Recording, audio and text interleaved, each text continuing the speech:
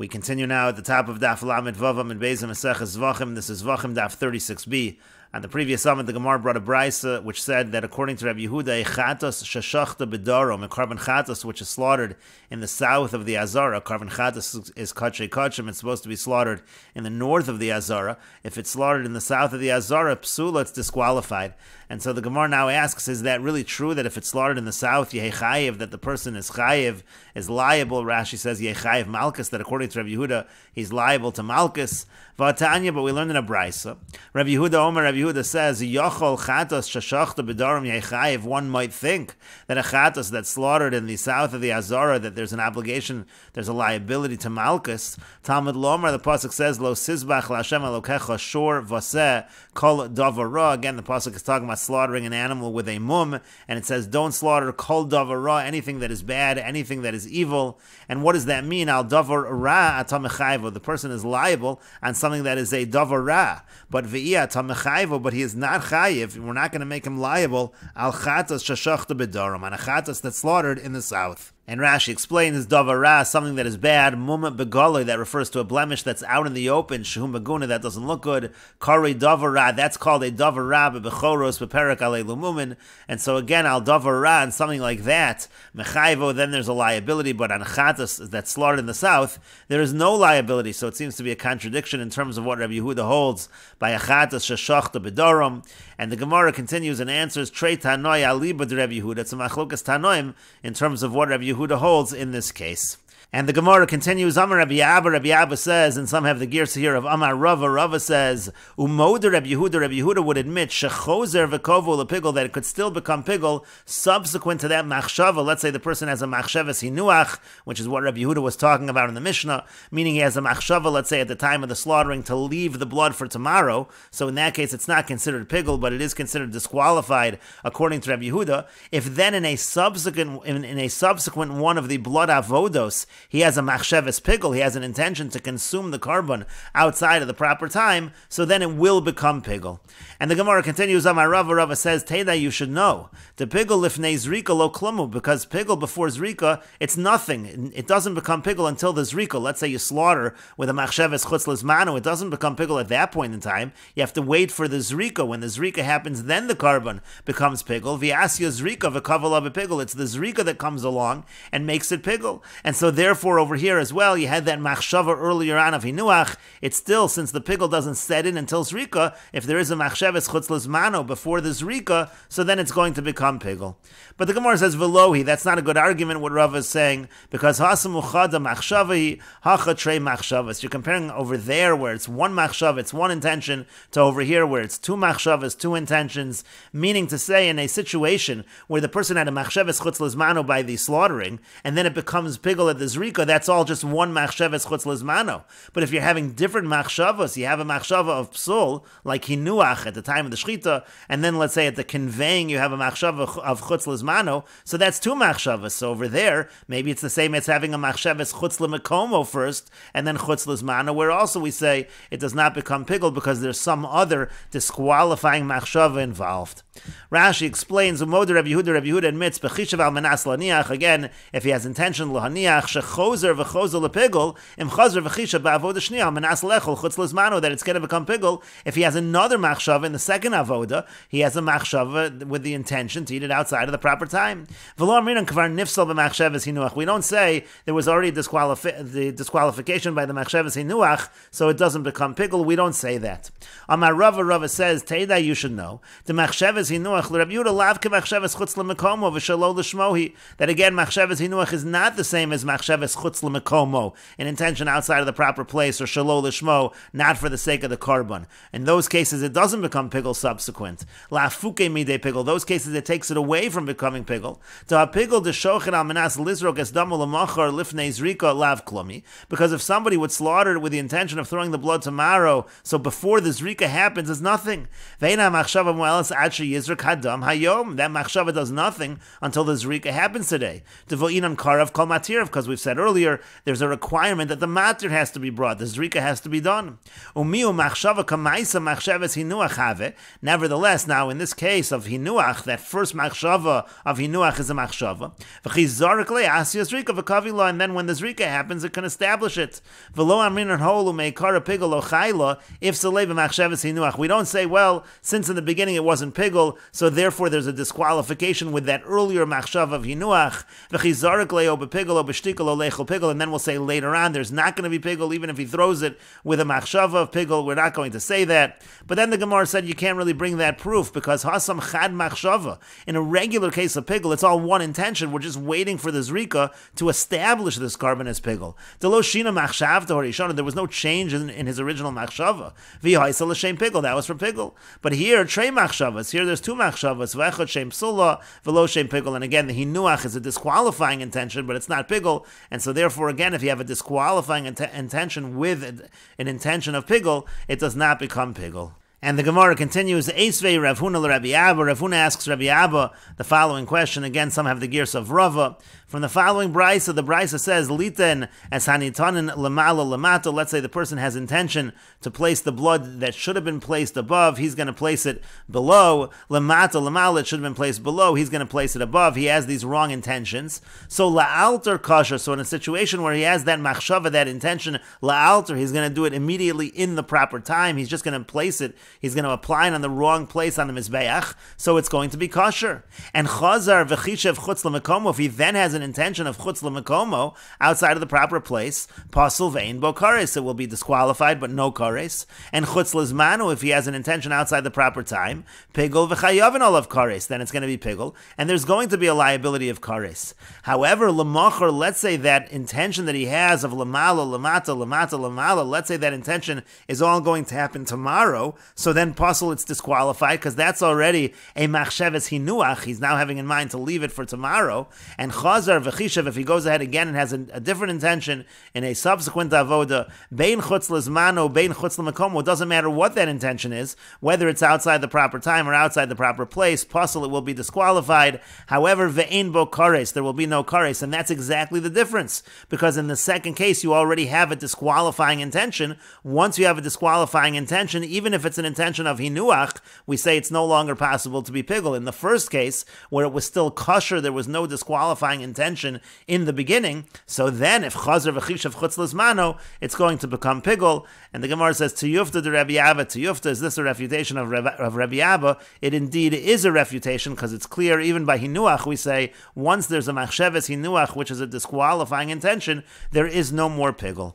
And Rashi explains kosher again in a case where it's lamala, lamata, lamata, lamala, it's going to be kosher. That we said in the Mishnah according to everyone. Now, lemachar pasul. Now, let's say the intention is for this to happen tomorrow. Chishav litein lemachar sanitan lamata lamal, and he has intention tomorrow to do what should have been below. He's going to apply it above, etc. V'uki b'perak sheni mishum machsheves hinuach. And in the second parak we say that the disqualification over here is really just a machsheves hinuach, because he's leaving it for tomorrow. Rabbi Yehuda, and then it's following Rabbi Yehuda. V'lo mishum machsheves nesinas machar. It's not here because of the intention of applying it tomorrow. It's just leaving it for tomorrow. Dim kain pigul mi boile. If we were talking about nesinas machar, if that was the issue, we should have been talking about pigul. Alma lo have a pigul. We see that it's not considered pigul. To zrika de lo kasher ba'achila, because if it's a zrika that is not going to allow the carbon to be eaten, it's not really a matir. Lo asil de pigul, that doesn't bring it to pigul. V'katari chazer v'chishabo, and then it says that if you go ahead again and have a disqualifying intention or a pigul intention, it's not going to become pigul. Alma lo mikvasu pigul. You see that there is no further pigul, and therefore again that goes against what Rabbi Abba was saying. And the Gemara continues, Amar Rav Chisda, Amar Ravina Barsila. Ravina Barsila said, Chishev sheyochluhu tameim lamachar. Let's say when he's slaughtering it, he has intention that it will be eaten by tameim tomorrow. So he is having an intention that it's going to be eaten outside of the proper time, but by people who are impure. Chayiv, so still we say in that situation, Chayiv, and there's another girsa here that it's pigul. Again, this is essentially the same thing as outside of the proper time, and we say it's considered to be pigul in this case. Rashi explains, Chishev sheyochlu temeim lemachar pigul, it's considered pigul. V'lo aminan lav machshava hi. We don't say that it's not even a real machshava. Da'achilas temeim lo chazia, because it can't be eaten by temeim. V'havikim mechashev machshavas psul. Maybe it's just like an intention that's a disqualifying intention and not pigul. No, we say in this situation that it is considered pigul. And the Gemara continues, Amar Rava says, Teda, you should know, will prove that this is true. De basar lifnei zrika, because meat before the zrikas adam lo chazi, it's not fit. V'chi mechashe bei mifsal, and when you have an intention about it, it's disqualified. It becomes pigul in that situation, and therefore by tmeim as well, it's going to be considered to be pigul. Rashi explains, Teda, you should know, de machsheves achilas psul lo mifka midei pigul. The fact that it's an intention that it's going to be eaten in a disqualifying way doesn't take away pigul, it's still pigul. Bar machsheves chutz l'mekomo, except for the machshava of chutz l'mekomo, outside of the proper place. Again, that does undo the possibility of pigul. And how do we know that? Because the meat before zrika is not fit to be eaten. But during the time of the slaughtering, if he has intention to eat it tomorrow, mafkil, it is considered pigul. Right now, it's an achila that's psula, below sham pigul, without pigul. And so again, the same thing should be true if the intention is that Tameim will eat it tomorrow. But the Gemara says, Velohi, again, that's not a good proof for what Rav is saying, because Hasam Zarak Umichsi over there, when the Zrika is done, it will be fit. It's going to be made fit. But Hachabit over here, by people who are Tamei Lo Michsi Klal, it's not fit at all. Rashi explains, Hasam Zarak Umichsi, there they're going to throw the blood, it will be fit. Veshtakach de Lamachar Ilav Misham Pigel, so it'll come out tomorrow, if not for Pigel, have a Chazi Lachila, it would have been fit for Achila, and therefore you cannot bring a proof from Basar Lifnei Zrika. And the Gemara continues, Amar Rav Chisda said, Margala befume de Rav Dimi bar Chinana would regularly say, Besar Pesach shelo hutzla, if you have the meat of carbon Pesach that wasn't roasted, V'lachmei toda, and the bread from the carbon toda shelo hurmu, that was not separated, Chayovin alein mishum tuma, there is a liability there because of tuma.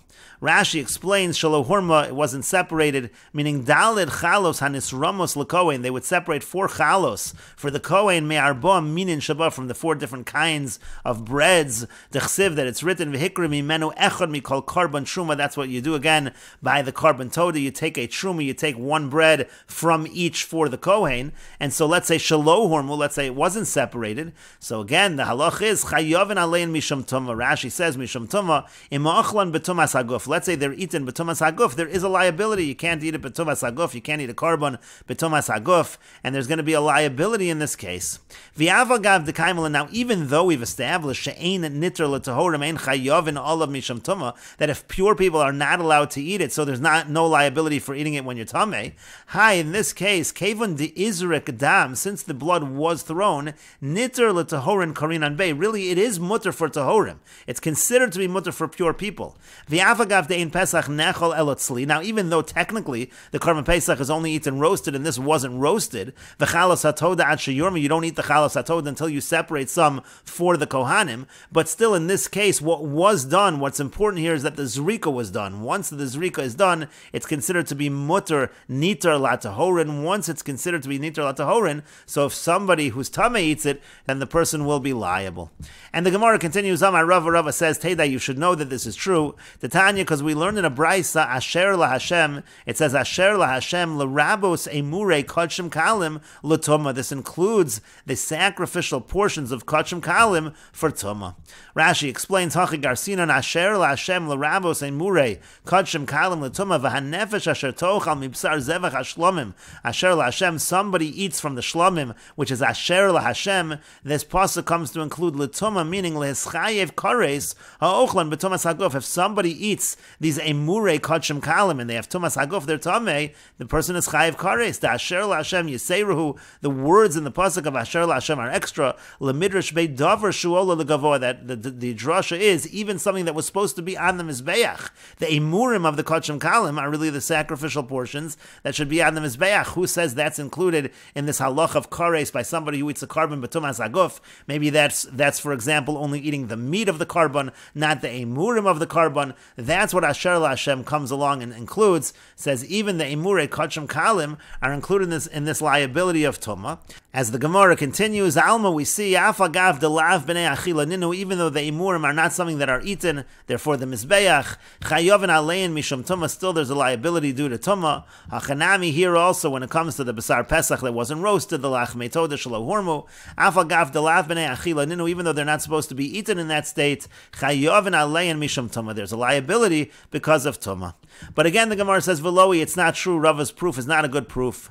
Because Hasam Emure Kachim Kalim Chazu Ligavoa, over there, by the Emurim of Kachim Kalim, they are fit for something. They're fit for HaKadosh Baruch Hu. They're fit for the Mizbeach. La'afuke Besar Pesach Shalohutzla, that's different than the meat of the Karban Pesach, which wasn't roasted. Velach Metoda Shalohormu, or the Lach Metoda Shalohormu, the Lo Chazu Lo Ligavoa Velo Lahedyo. They're not fit Ligavoa, they're not fit Lahedyo, and therefore in that situation there might not be a liability mishum tuma. Some take out this next line. It's essentially the same idea. Lish nachrin, another version. Ho emurin lo chazu, emurin are not fit. Veloi, it's not true. Hana chazu lemilsayu, they're fit for what they're fit for. V'hani lo chazu klal. But again, in our cases of Basar Pesach Shalohutzla Lach Metoda Shalohormu, they're not fit at all, and so therefore again, these cases might be different. There might not be a liability mishum tuma.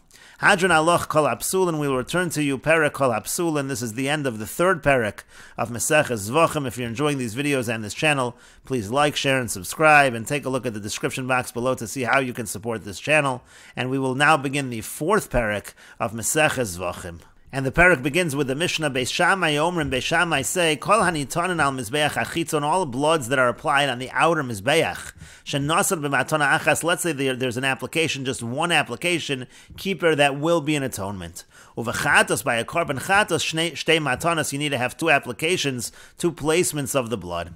Ubeis Hillel Omrim, Beis Hillel say, Af chatos, even a carbon chatos, shenitna matana achas, if one application was done, keeper, that is an atonement. And the Mishnah continues, Lafikach, therefore, Im nasan es harishona ketikna, since only the first one is needed, if the first one is applied properly, ves hashniya, but the second one, chutz lezmana, is applied with an intention outside of the proper time, a pigel kind of intention, so keeper, we're going to say that there's an atonement in that case, because the second one wasn't even necessary. V'im nasan es harishona chutz lezmana, let's say the first one was applied with an intention outside of the proper time, v'es hashniya chutz lemekoma, and then the second one was applied with an intention outside of the proper place, so the second one's not really needed, so we really just go by the first one, pigel, it's going to be considered pigel, outside of the proper time is pigel, the chayav and all of kares, and there's a liability to kares. Now, when it comes to applications that have to be done on the inner mizbeach, there, if you leave out even one of the applications, it's not a kapara, it's not considered an atonement. Therefore, nasan kulan ketiknon, if all of them were applied properly, and one of them was not applied properly, pesula, it's going to be disqualified, ve'ein bo kares, and there will not be kares in that situation. Rashi explains, Beis Shammai Omrim matana achas, again Beis Shammai say, by the mizbeach hachitzon you just need one application, except by chatas where you need two.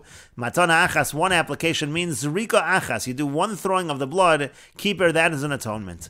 Afal pisha ruban tu'unim shtei matanos shein arba, even though in generally most of the karbonos do require two applications, which end up being four, two which end up being four mean, if you do the zrika on two corners of the mizbeach, so when you hit the corner it's going to go on two sides, so each application is two, so that's two which are four.